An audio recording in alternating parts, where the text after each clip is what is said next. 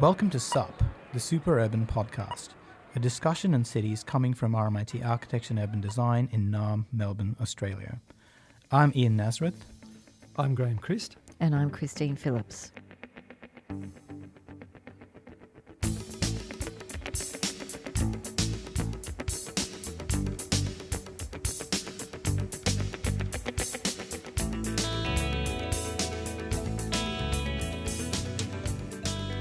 So in this episode of the Super Urban Podcast, we focus on Sydney, the metropolis at the edge of the Pacific. When we mention Sydney, we can't escape the picturesque, the glint of the harbour or the coast, Potts Point, Surry Hills or Elizabeth Bay.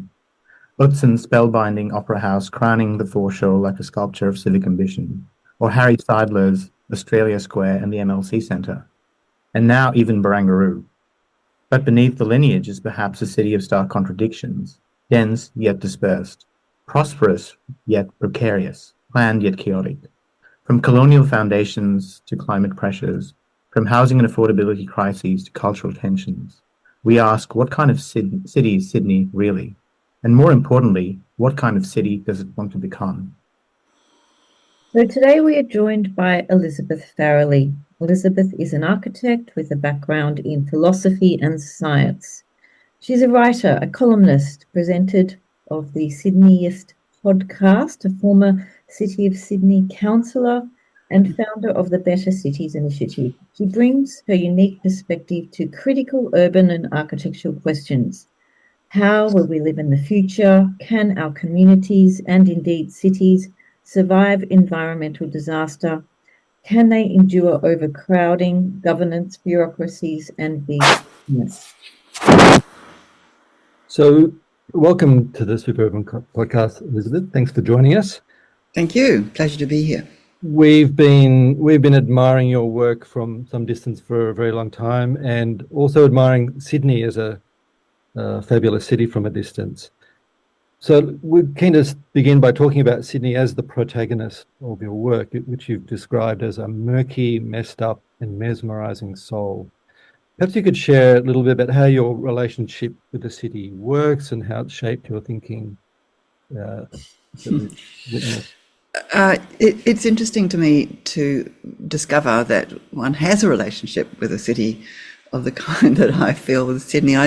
I suppose I grew up not even thinking about cities. I grew up in New Zealand, and Auckland was the city that I lived in. I thought it was a city, and it took me a long time actually living in London to think, hang on, wait, what I thought was a city isn't really a city. And isn't that interesting? And look at what cities mean, which is, to me, it's much more about sort of intricacy and secrets, sort of hiddenness and the capacity to discover secrets.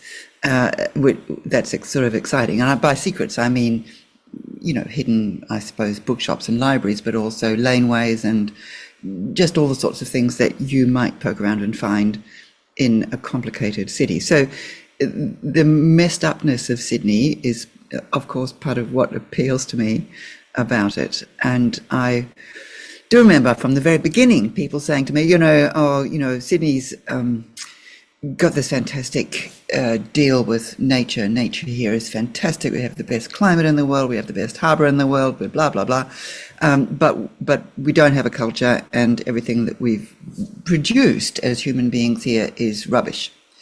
That was kind of the prevailing view. And people at the same time would say, well, you should go to Melbourne. Melbourne's much more sophisticated than Sydney. And all of those things, of course, are debatable. But for me, what I love about Sydney is not the things that everyone else loves, not so much the harbour and the beaches and I do love the climate, apart from at the moment when it's raining all the time. But it does have a great climate. But what I love about it is the way the culture, which is messed up and messy and complex, has intertwined itself inextricably with nature. Mm. Couldn't agree more on that view of Sydney, as someone who's never lived there, but also didn't grow up in Melbourne and discovered that messiness of all cities that we love. Mm. So Elizabeth, your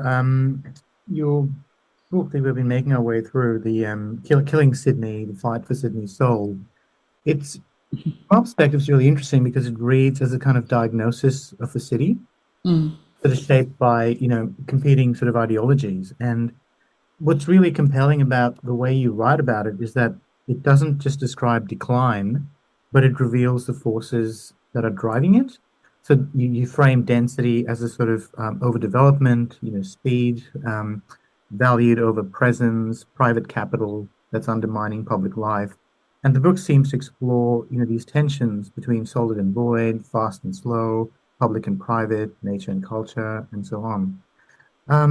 We're curious because we seem to identify some of these issues in Melbourne, for instance, and other cities, and we're wondering whether this is sort of part of a recognizable pattern, something we're seeing across Australian capital cities or even globally in cities contending with ideas of neoliberalism, accelerated growth, or even extractive development models, or are there more sort of systemic, perhaps even innate characteristics of Sydney in its political or planning system, which you've had sort of experience in different perspectives that frame this, make this problem more acute, or what are your thoughts on this?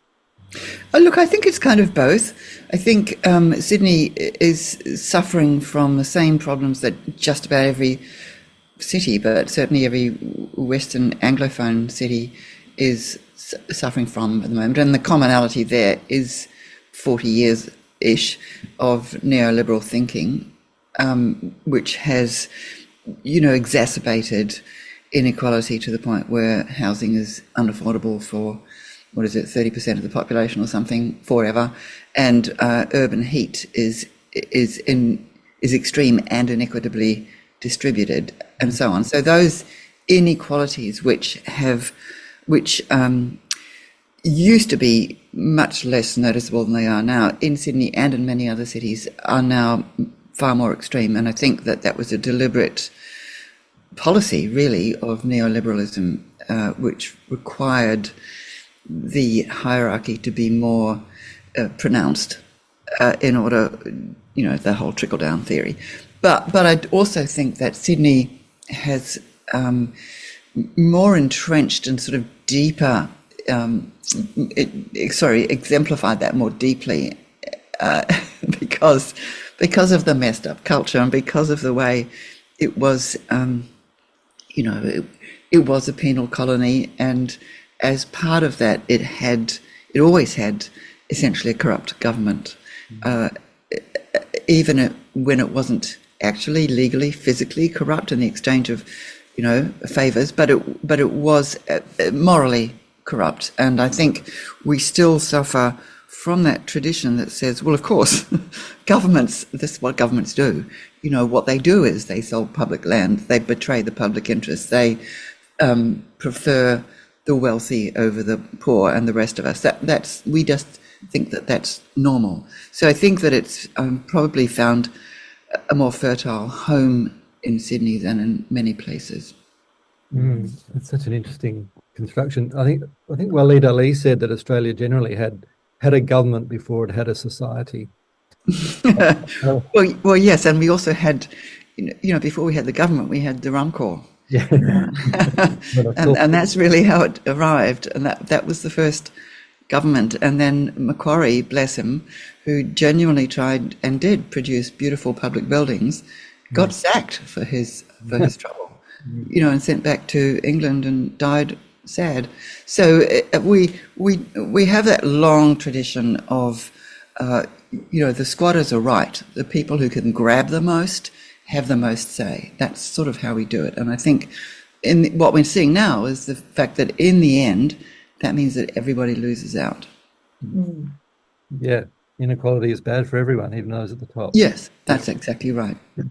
It's so interesting as well to think about the DNA of a city that's formed very early in its kind of development. I mean, we were talking about Perth a couple of months ago and how there's something about its kind of geological location and that would drive the way people think about it.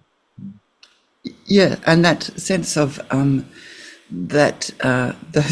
think of it as ancientness. Of course, it's not, white culture here is not exactly ancient in any real terms, but when you walk the streets of those, what you've called the picturesque bits of inner Sydney, the sort of Surry Hills and Redfern and so on, the ghosts by which they're peopled, for me, are the ghosts of, the opium dens and the slum dwellers and the prostitutes and the bent cops. So that very crooked and messed up and oppressive, really, regime of Sydney is also a large part of its charm. Mm-hmm. But for me, it's my sympathies lie with those squashed peoples of the inner city, who still kind of hang around in places like Frog Hollow. You can still feel them. Mm-hmm. When you sort of like, I'm just thinking, back to the fight for the city's soul, and what's really fascinating is your description of these instead of these contested, competing values that actually make cities what we like and enjoy about them. Is there? What are your thoughts on the practices, or whether it's political or spatial, that could help in this reclamation of the city's soul, perhaps? Look, yes, I think, however, I think it's probably not up to the professions to lead this shift. I've, for most of my life, I've kind of been regarded as a bit of a ratbag because I chose to write in the public, and everyone hates that. Politicians hate it because they think that all conversations should be behind closed doors, and professionals hate it because they think that they should be in charge and they know about design, and why would we involve the public? And so the only people who enjoy that really are the public, and they don't have any power. So it's kind of uncomfortable. But I do think, and more than ever, in fact, that it's time for us to, and this is why I end up founding the Better Cities Initiative, to try to elicit a genuine citizen voice. And that involves not just asking people what they think, but cultivating what they think, helping to educate both sides of the argument, so that, and not so that citizens can design the city, because I think that should be the design professionals who do that, but so that the people, we, can write the brief that drives the city. And at the moment, the brief is written behind closed doors by developers colluding with government, or governments colluding with developers. And that's how the exchange of favours works now. And nobody thinks about the public interest. So lo and behold, we get the kind of city that, we see emerging on the fringes of all our cities, including Melbourne. Indeed. And how well do you think that's playing out? How powerful is that public voice shaping up? Oh, well, at the moment, the public voice is still very weak and frail. And it astonishes me. I've recently had the experience of emailing every elected councillor in 3 states, and you would be amazed by how many people either say, no, go away, or essentially, I already represent the people because I've been elected, and so what do you mean the people don't have a voice? And I think, oh, okay, so the status quo is fine by you then. And there is a lot of course, I suppose it's obvious that the people who are elevated by the system that we have think that the system is fine. And it's only the people, everybody else, who think that the system is a bit broken and not taking us towards resolving, the simultaneous crises that we now face, which is to say climate, housing affordability, and the crisis of trust in democracy.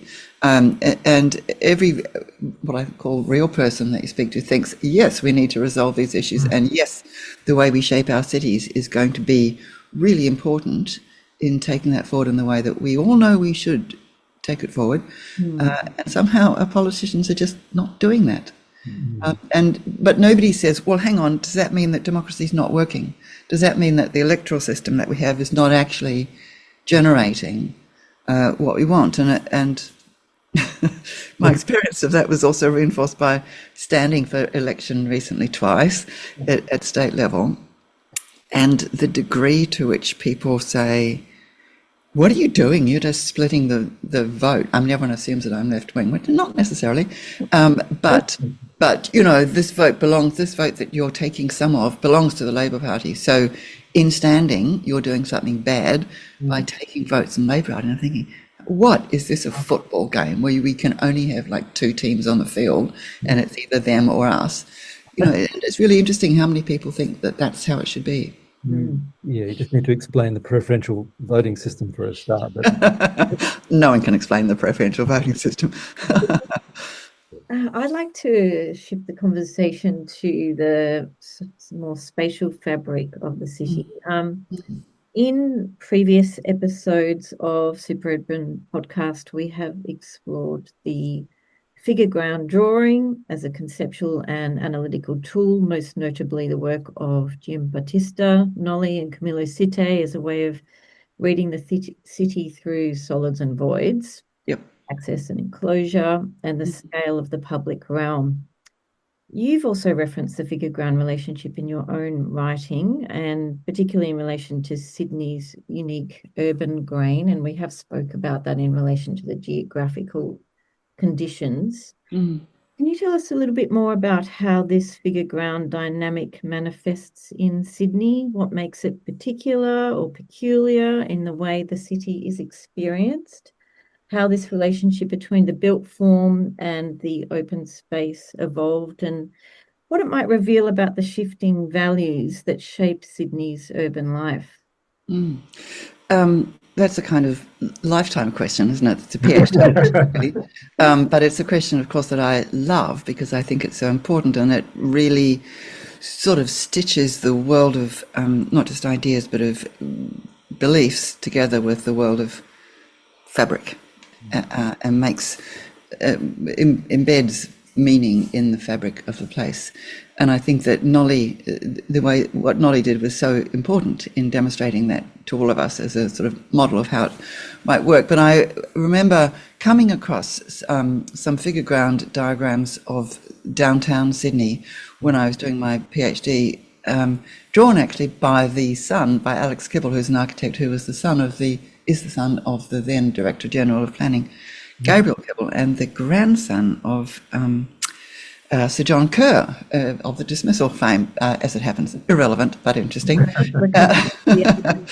But so the figure ground maps that Alex Kibble drew of Sydney examined how the density of the downtown area changed over a number of decades, and how it went from being rows of sort of tents and huts to gradually becoming denser, of course, and then under the Height of Buildings Act, which was the early part of the 20th century, the first half of that century was governed by the Height of Buildings Act, so it set a statutory height limit over the whole city centre, and what that meant, of course, was that the density, the black bits on the figure ground drawing of the map of Sydney became incredibly dense, and they were sort of cut through with fine white lines, which were the laneways that remained. And by the time Harry Seidler came to propose Australia Square in 1960, roughly, which wasn't the first skyscraper, but was the first real skyscraper in the sense of its self-conception. We already had a couple of others which were just sort of buildings grown a bit tall, but so the 150-foot height limit allowed 12-story buildings, and by that stage they were extremely dense, and they were essentially sort of boundary-to-boundary buildings with central courtyards. So the figure ground drawing looked like a donut, essentially, square donut. And what that meant for the people who worked in those buildings, because they were principally office buildings and built in brick, was that you got, unless you were a boss and you got looking out of sort of an actual window, mostly if you got a view, you were looking into the light well, which was 12 stories high, and if you were down the bottom you didn't get a lot of light, and it was mostly, pigeon droppings and kind of cigarette butts. But so it wasn't great for the actual people, but what it did was make very dignified and enjoyable and civic-minded streets, because the buildings put all their decoration onto the street, and they were quite gracious towards the street at street level, and they also let quite a lot of light in. But of course, what Harry Seidler did with help of Dick Dusseldorp, who started Lend-Lease, and together they were astonishing, actually. They got rid of the height limit. They wrote the first Strata Title Act. They wrote the height of buildings, rewrote the Height of Buildings Act. So they brought in FSR, floor space ratio, instead of a height limit, and they just changed everything. And the reason that they pushed so hard to do it, and they had to push it through the Institute of Architects and the planners and the City Council, and City Council was on board. The City Council was kind of busy selling off laneways at this point and kind of encouraging developers to build over them and stuff. In fact, almost paying developers to build over them. But everyone had to be brought on board with this idea that tall buildings, a tall building in the centre of the site was a better thing than a shorter building that wrapped around the periphery of the site. And of course, the reason was that they'd realised for the first time in Sydney's history that the view was a thing that you could measure in dollars. Mm-hmm. And so the higher you went, the more dollars you got. And so these two guys, Seidler and Dusseldorp, both from sort of America and Europe variously, but both with international experience and both thinking of the world stage, not of Sydney. They both thought Sydney was this piece of crap and we could just get rid of it. Let's do something interesting here in this godforsaken piece of the world. And so they built Australia Square, and the effect of that was profound. And it's such an interesting pivot point in Sydney's history, because it really, because Sydney had been kept under this statutory height limit for so long, so the impetus to explode into skyscraperhood was intense, and Australia Square is still really the symbol of that, because it reversed that figure ground diagram, put the solid bit in the middle of the site and the empty bit around the edge. And what that meant was that everyone got a view, and a round building like Australia Square meant, everyone looked out sort of 360 degrees, and the best stuff was out towards the harbour and the bridge and so on. But it also meant that there was no street left to speak of. Right. So down below, you poor guys down there, you get no light, you get wind, you get a bit of public art, but you have to sort of find your way around it, actually, and then you get the pilates at the base. So it was a beautiful symbol, not just of the transformation of Sydney's self-conception into modernity and skyscraperhood, but also of a reversal of the power balance between the private individual and the public realm. Yes, it's so interesting that you invoke Seidler. I was an undergraduate student when he was coming to Perth and ranting about Australian cities, all that was wrong with them, and it's all just rubbish. Get rid of it all. Uncultured barbarians you are. That's right. He thought that until the day he died. Yeah, exactly. It's also interesting to talk about in relation to density, because something kind of close to our heart, generally Australian cities need more of it, but that sort of modernist transformation that you described is in some ways a kind of reaction against density, and as you say, sort of an evacuation of the density on the ground of the city, and yet the kind of the sort of the envelope of the city suddenly looks enormous because it's taller.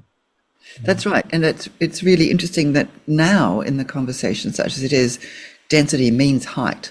Yeah. But then, in particular, the arguments that Seidler put forward consistently, it was all about what he called decongesting the footpath, decongesting the roads, decongesting the air.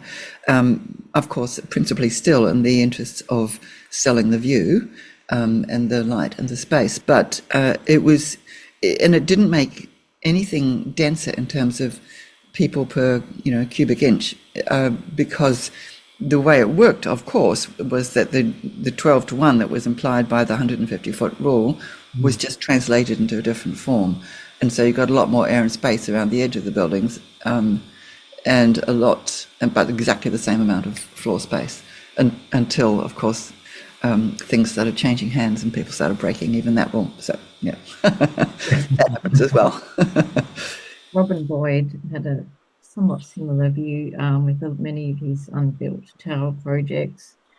He had this extraordinary stratification of Melbourne's various modes of transport that sort of sacrificed again that ability for the commingling and all that sort of stuff. we love. Thankfully, it didn't go ahead. Yes.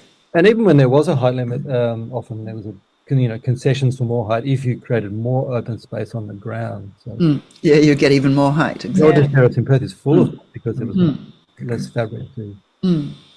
Never mind the quality. And it's interesting that those things happened at the same time, more or less, at the replacement of height limits with FSR and the explosion of towers and the death of public transport and the ripping out of the trams and the kind of immense post-war spread of suburbia all happened at the same time and were all about that prioritising of the individual over the collective, if you will.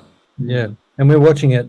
We visit Ho Chi Minh City quite often and watching that unfold there, where there's an explosion in high-rise, but the density is actually decreasing.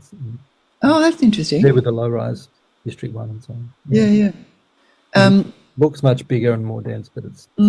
But of course, the way we're doing towers now in Sydney, they're all about 6 or 7 metres apart. You know, it is increasing the density, but in a way that betrays really all of that sort of air and space philosophy that the original skyscrapers were built around, and means that and this is people's homes. You know, everybody's staring into everybody else's bedroom or bathroom, and you think, oh, I don't know about this. We've got the worst of both models now. Yes. Exactly. Yes, exactly. And we still haven't fixed the streets, and we still have everybody driving everywhere because the streets are so ghastly, no one can bring themselves to walk. So what was the point?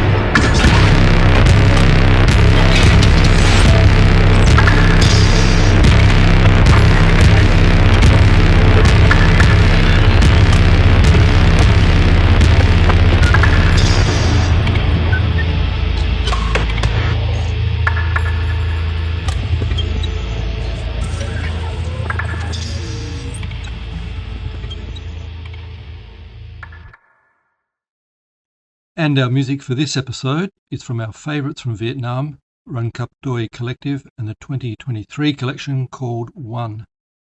That was a piece called Pressure.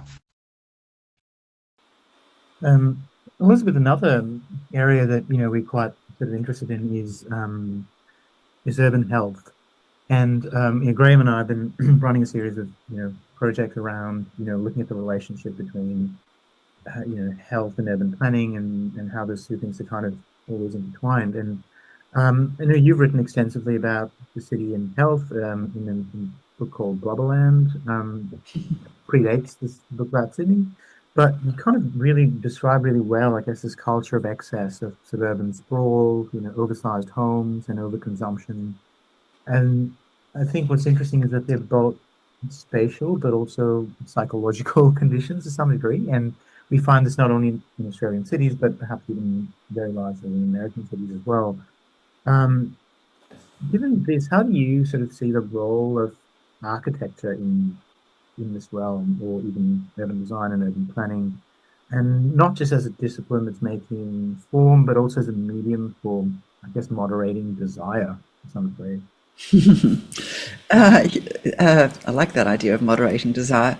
I'm very interested in the desire thing, actually, and I think we should all be interested, because mostly we sort of do desire and we act accordingly, but we don't think about it very much, and we don't try and educate our desires. But I think desire is something that can be educated, and that's, in lots of ways, that's what education is about, really. And especially in a democracy where everything is desire driven. It's sort of capitalism and elections as we do them are all about what we want, and we're encouraged to think and vote and purchase things that way. So I think that it's really interesting to think about. And I suppose it occurred to me, again, stemming from my early experience living in London. We lived in this minuscule flat. Everyone lived in minuscule flats, and it was a sort of bottom half of a very small terrace house, and that sort of trade-off that you get between proximity and size, it started to be really obvious to me. And if you wanted to be, as I initially lived in Camden Town, you had to live in a garret, and that was great because you could actually just you could walk to Leicester Square, which was like, oh, this is cool. And it's interesting. It's really interesting to me. I recently owned and have recently sold what I call a tiny farm, and the farm is the opposite. Like, if you think of the ideal urban dwelling, and I often think that a terrace house is one of the ideal versions of that. A farm is the exact opposite. So whereas an urban dwelling, you make that trade of stuff, which includes sort of size and space and objects and hoarding, the capacity to hoard. We're all basically hoarders. you trade that capacity for proximity and access to everything. From where I am now, I can walk to the opera house, and that's fantastic. Whereas on a farm, you're actually obliged to be self-sufficient. So a farm, which is essentially the English country house model, which formed the basis of suburbia. That's where the bungalow kind of came from, was the idea that everybody could live in a big English country house. So everybody would have their own stock of, food to last 6 months, and their own servants, and their own pool, and their own cinematheque, and their own, so the farm, and in a farm, you have to have, generators and solar and sort of double and triple everything, because something's always going to go wrong pretty much every day, and you have to be able to fix it. So they're sort of the opposites of each other, of this tiny little nest dwelling in a city where you're just a bird, and everything that you need you can buy within 5 minutes walk of where you are, pretty much.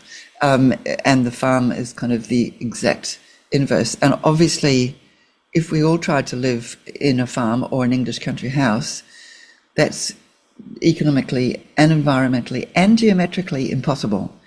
Just can't be done. Whereas the other thing can be done for most of us. And the pleasure of that, the pleasure of just stripping away all the stuff that you need if you live by yourself in the country in a situation where you can't see anyone else, losing that is a delight. If you educate your desire properly, it's like losing weight. It's like that feeling of suddenly being slender and light, and it's a freedom. So I think that, and those are things we can learn. Just the other day, I was watching Gilbert and George on an old video talking about getting rid of their kitchen. They're just going to have takeout. We're just going to buy. They ever did. Well, they would walk down to the cafe for breakfast. A very orderly life they had. Yeah. It's perfect, isn't it? Really. Yeah. I'd like to hear a little bit more about what is going on in the suburbs in Sydney. I always have a very privileged experience when I visit Sydney. I have friends that live in Paddington and Darlinghurst and all the terrace houses, and that beautiful urban life that we've been speaking about. And a couple of years ago, I did the drive up the Hume Highway, and it gave me a very different perspective of Sydney, where I got to see the suburbs that I don't normally get to experience. I mean, how in your view, how are the suburbs shaping up in terms of being able to provide some of that ability for people to have that walking experience, be able to walk to their local shop? And is that happening at all, or is the suburbs are terrifying? I think the suburbs, where everything that we're doing at the moment is, and I think much the same is true of Melbourne, that we're building high-rise centres in what were suburban centres, like Box Hill in Melbourne, or like Campbelltown in Sydney, or even Mount Druitt, Blacktown, and still surrounding them with this kind of spreading puddle of one and two story suburbia. But now the suburban houses are so close together without touching, but only just without touching. And so what that means is that there's no backyard, and there's no place that a tree will ever grow, except maybe on the street, and then it's not going to be a very big one. So essentially we've lost, and it's much the same way that the high-rise housing that we're building at the moment gets all the disbenefits of density without any of the benefits. The suburbs that we're building, I think, generate all of the disbenefits, all of the unwalkability, all of the wrist slittingness, all of the urban heat, all of the, what you have to have? 3 cars per house, because if you have teenage children, they have to be able to drive, because there will never be any public transport here, and there'll never be any shade. So everything has to be air conditioned forever.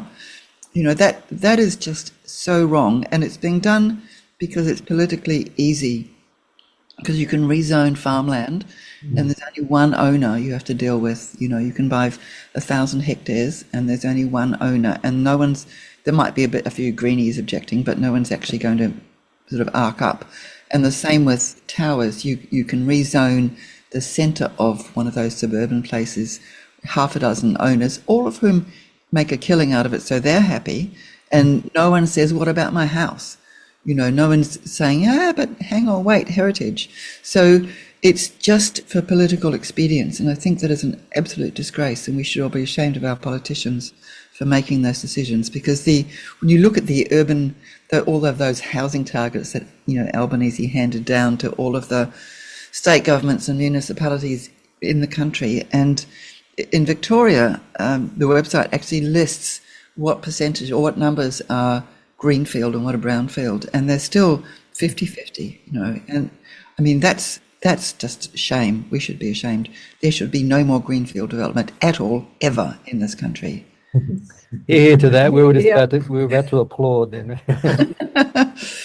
Well, we did have. I had a little moment of envy when the New South Wales government released its housing pattern book. I hadn't really looked into it. Oh, yeah. Now, so I thought, oh my gosh, Sydney's got onto a first. Of course, you did critique in Architecture Australia. We have no such guide taking place in Melbourne as of yet. But as we understand, the pattern book promises speed, affordability, quality, and sustainability. You talk about, it's really promising a lot. I mean, what are your thoughts on this? The concept itself of pre-approved plans. Can this approach truly reshape the housing landscape? Look, the idea of complying development and pre-approval for that is not in itself evil. I remember arguing this with Barry O'Farrell when he was Premier, and they were trying to get such a thing recast into the Planning Act. And I said to the Planning Minister at the time, this would work and would be defensible if and only if you got the people somehow to generate the brief, the direction of the planning. So to set out the parameters of what was acceptable and what was heritage and what canopy they needed and what density was okay and all that sort of stuff. And that's a big exercise. But if you did that, then you could say to developers, within these constraints, do whatever you like. And I think that would be okay. But I applaud the idea of a pattern book. Like everyone else, I've been intrigued by the theory, which I haven't actually seen evidence of yet, that all of our best, which is to say terrace housing, came from pattern books. I think actually they were more or less came from London, and they were more or less designed by the Act. If you look at the 1667 Building Act, which was 16 pages, which pretty much designed the Sydney Terrace House with a few modifications, but and a few subsequent iterations of the Act, of course, in between. But I think that the pattern book that we have doesn't. My criticism of it is not that it generates bad architecture, although actually I think the architecture is a little bit disappointing, a bit dull, frankly. And I'm not sure that the world would be at a better place if architects were in charge of it. Although I know that that's a kind of heresy for architecture. But which is not to say I don't like architecture. I do, and I think that it generates some of the best things in life, beautiful spaces. But I don't think that that's the way to produce a pattern book. I think what you need to do is think about not what kind of buildings you want, and if you get architects to do that, they're just all the same, and that's just depressing. What you need to do is think about what kind of streets you want. What kind of neighborhoods you want, which is to say, what happens when they all get agglomerated like oysters into an oyster bed? How do we want that to be? And I think the way to approach that is, first of all, to design the streets, to think about the streets as the figure, as the whichever one it is, against the ground. So that's the positive space. What kind of streets do we want? And when you look at the streets, it's the streets of Surry Hills and Redfern and Glebe that people love. And what's brilliant about terrace housing is not that it makes the best housing, it's that it makes the best streets, and it makes okay housing, which gives everybody a piece of sky and a piece of ground. So it's very English in that way, very Lockean. Like the French would never do terrace housing. The French go 8 stories, you're in here, 4 people at the top, you can walk up. That's fine.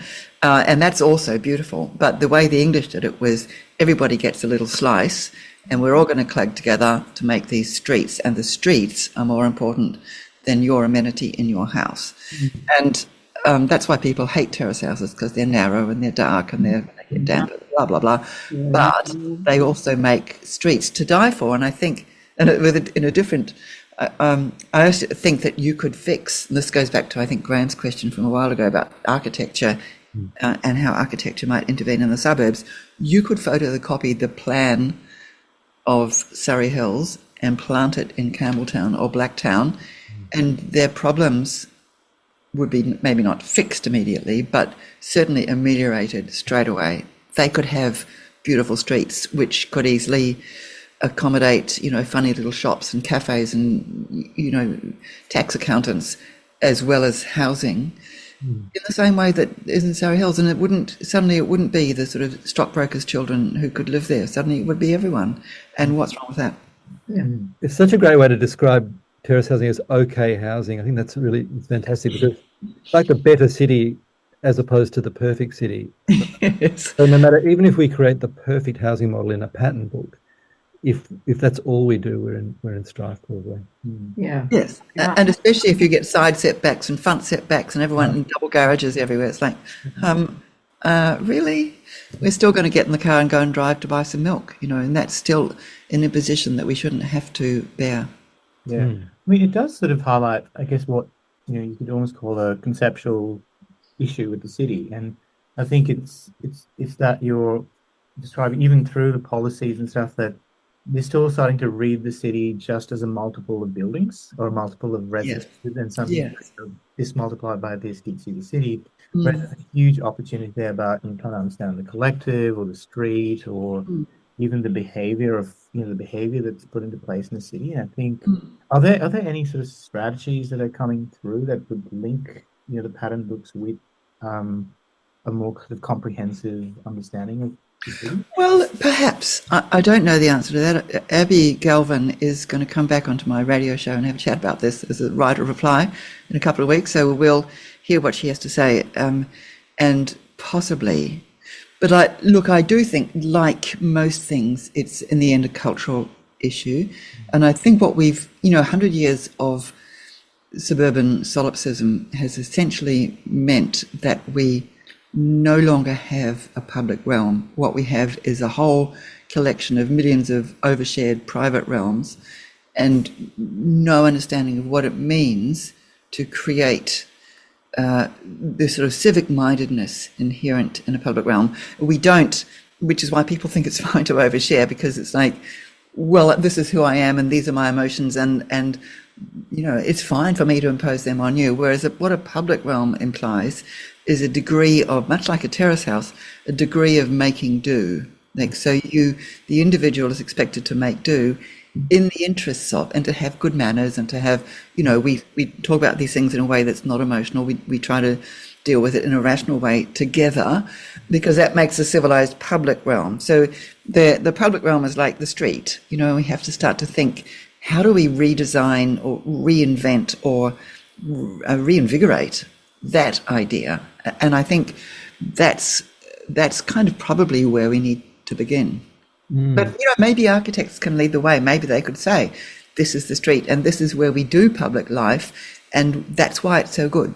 I mean, that conversation about the public realm, it's an undercurrent broadly in your work. You might describe as urban morality or urban ethics, and it's really, I think it's a real provocation for the public, and partly because it's harder to sort of pin down. I think you describe sort of asking not what a city is, but what a city is for, and that's much harder to measure, and especially when we're in a culture that, for someone under 20, has seen nothing but neoliberalism as a conception of the city as a collection of individual realms.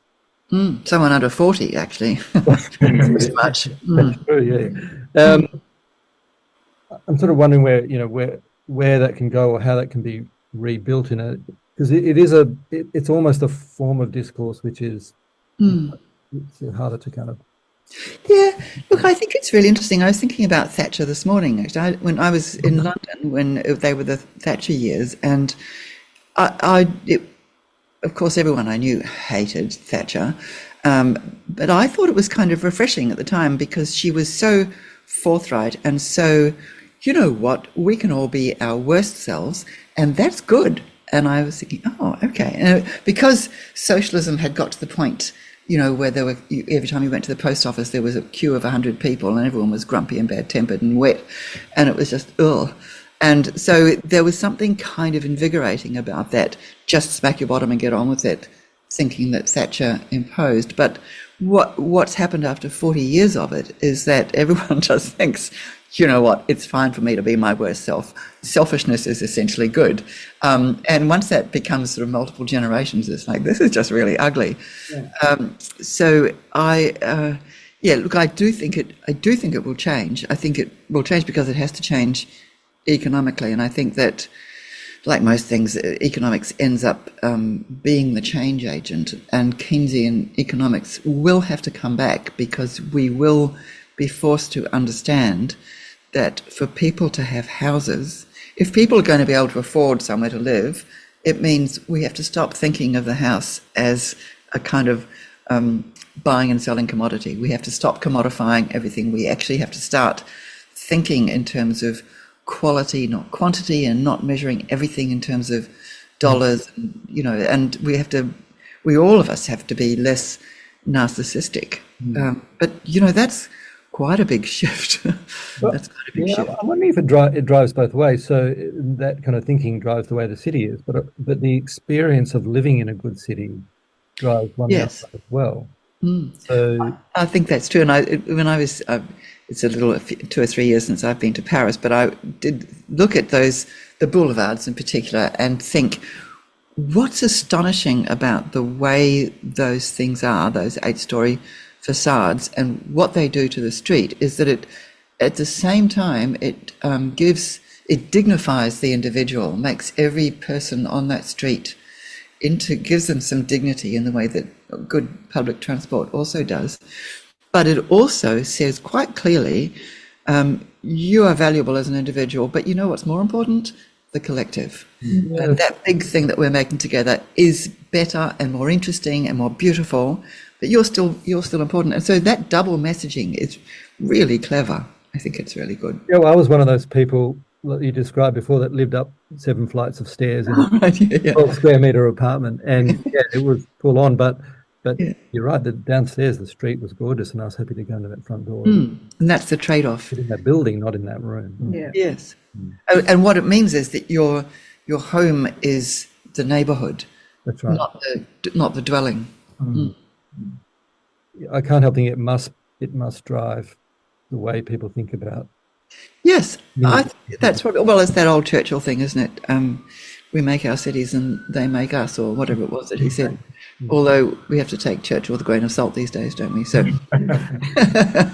just take it out of context, right? I mean, just then when you were talking about Thatcher and economics, I think there's a quote about how I think she describes economics as the method, but the object is to change the soul. And she did that. In a bad way. And it's all about, I think, you're trying to recognize what the process of the mechanism is and what the actual effect might be. But I think it's been, I think, a really sort of fascinating kind of discussion through a very broad range of issues. So trying to get through talking about density, formation of cities, but also the sociological and the ecological challenges that Sydney faces. So I guess in closing, I think what emerges is a kind of portrait of Sydney, not just as a place, but as a condition. And it's one Elizabeth, through your work, that's come out as city of contradictions, of attractions, of dysfunctions, and all these sort of ideas are really complex, but they also seem to share the same postcode in your kind of observations of the city, and we also see these ideas of a city that for outsiders is something that's quite sort of seductive, but also once you read more into it, there's a sense of conflict. And I think you talked a lot about this idea of how even the density of the city was also shaped by accident, and at a particular point in time, and how the ideology has to some degree sort of seduced the growth and development of the city. So we'd like to thank you very much for joining us. It's been a pleasure to engage with your perspective on the city and your ideas, and also thank you to our listeners for the Urban Podcast. So, Absolute pleasure. Thank you. It was fun.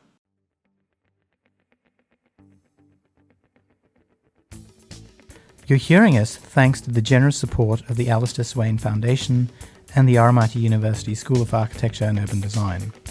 We would like to acknowledge the people of the Bunwurrung and Woiwurrung language groups on whose unceded country we are recording this podcast, and extend that acknowledgement to all First Peoples of Australia who have been caring for the many layers of country for over 60,000 years.